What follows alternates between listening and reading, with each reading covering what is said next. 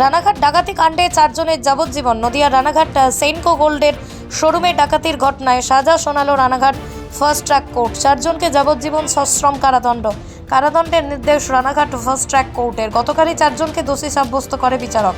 অভিযুক্তদের বিরুদ্ধে একাধিক ধারায় দোষী সাব্যস্ত করে আদালত। এবছর 29 আগস্ট রানাঘাটে সোনার শোরুমে ডাকাতির ঘটনা ঘটেছিল। প্রকাশ্যে গুলি চালানোর ঘটনা ঘটেছিল।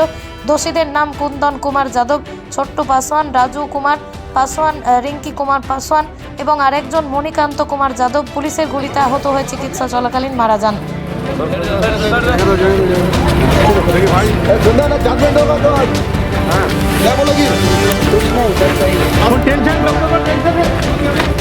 टेंशन है नहीं कोई टेंशन नहीं होगा कोई टेंशन नहीं है तो जजमेंट देगा कोई टेंशन है क्या टेंशन तो है नहीं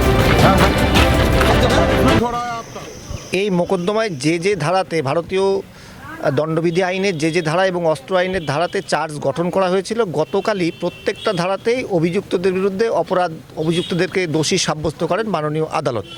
আজকে প্রত্যেকটা ধারাতেই পৃথকভাবে তাদেরকে দণ্ডাজ্ঞা আদালত ঘোষণা করেন এবং 3টি ধারাতে 395, 120 বি এবং 412 সাথে 34 ভারতীয় দণ্ডবিধির এই কটি ধারাতে 4 জন আসামিকেই যাবজ্জীবন কারাদণ্ডে দণ্ডিত করা হয়, সাথে ফাইনও থাকে। কোনোটা 10,000, কোনোটা 5,000। অনাদায়ে আরও জেলের দণ্ডাজ্ঞা জজ সাহেব ঘোষণা করেছেন। অন্যান্য অপরাধ যেগুলো আছে 307, 353, 186 এবং 25 এবং 27 অস্ত্র আইনের ধারা, এতে কোনোটাতে 10 বছর, কোনোটাতে 1 বছর, কোনোটাতে 7 বছরের জন্য সাজা ঘোষণা করেছেন এবং বলেছেন প্রত্যেকটা সাজায় একই সাথে, প্রত্যেকটা ধারার সাজা একই সাথে চলবে আর কি। আমাদের যে সেকশনগুলোতে গতকাল কনভিকশন হয়েছিল তার মধ্যে আমাদের 3টে সেকশন ছিল যেখানে ম্যাক্সিমাম পানিশমেন্ট যাবজ্জীবন, সঙ্গে 120 বাদ দিলে 4টে সেকশন। তার মধ্যে লার্নেড কোর্ট 3টে সেকশনে যাবজ্জীবন দিয়েছেন। একটা 395, একটা হচ্ছে 120 বি এবং একটা হচ্ছে 412।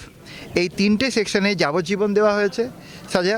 307-এ দেওয়া হয়েছে 10 বছর, 397-এ 10 বছর, 353 এবং 1 বছর, 186-এ 1 মাস এবং 25 আর 27-এ 7 বছর ইচ।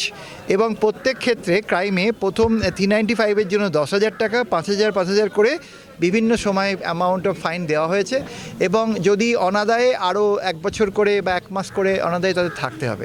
এটা হলো আজকে কোর্টের আমাদের রায়।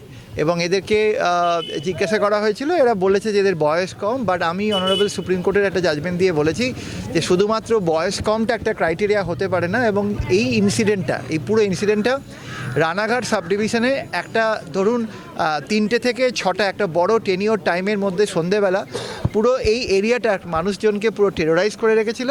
তো আমরা স্ট্রংগেস্ট পানিশমেন্ট প্রেয়ার করেছিলাম এবং অনারেবল কোর্ট 3টে সেকশনে লাইফ ইমপ্রিজনমেন্ট দিয়েছে। যেহেতু কনকারেন্টলি চলবে সেহেতু অ্যাকচুয়ালি ওদের সাজা হলো যাবজ্জীবন।